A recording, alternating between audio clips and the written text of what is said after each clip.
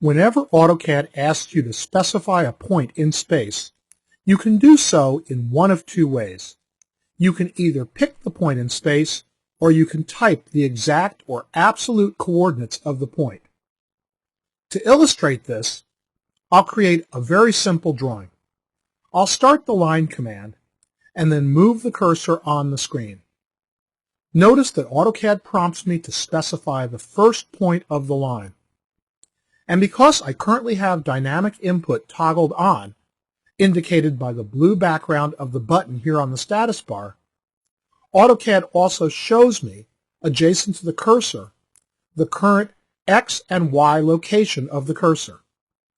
When dynamic input is turned on, anytime AutoCAD prompts me for a command value or to locate a point in space, the prompt also appears adjacent to the cursor or crosshair.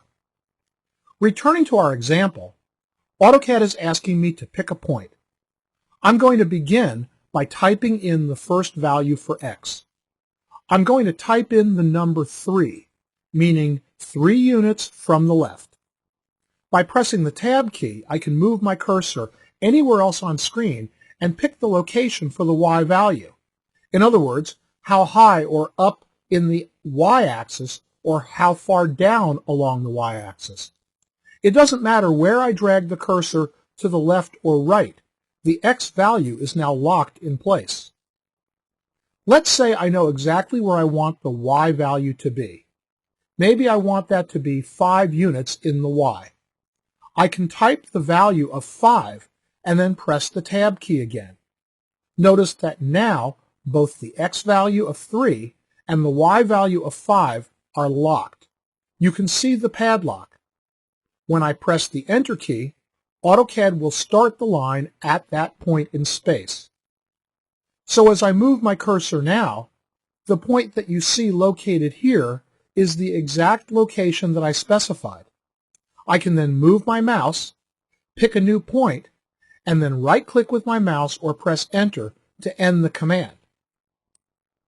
Let's take it one step further and show you an example creating a circle by center and radius. As I move my cursor on the screen, notice that AutoCAD also prompts me for the exact X and Y location. I can either type the values in, or I can pick a point on the screen to identify that location. But let's say that what I would like to do in this case is I would like to place the center of the circle on the exact endpoint where the previous line was created. What I can do is right-click with my mouse and choose an option called Recent Input. Any points that I either picked or typed will appear in this list. The point that you see in this list is the endpoint of the line. So I can place the center of the circle at that point by simply selecting it in this flyout. When I click that coordinate, the center of the circle is placed exactly at the starting point of the line. So with a right-click of your mouse, the Recent Input flyout will either show you commands, or if you're actually in a command, the Recent Input flyout shows you the XY locations of any points that you picked in space. This is what's known as placing and creating geometry using absolute coordinates.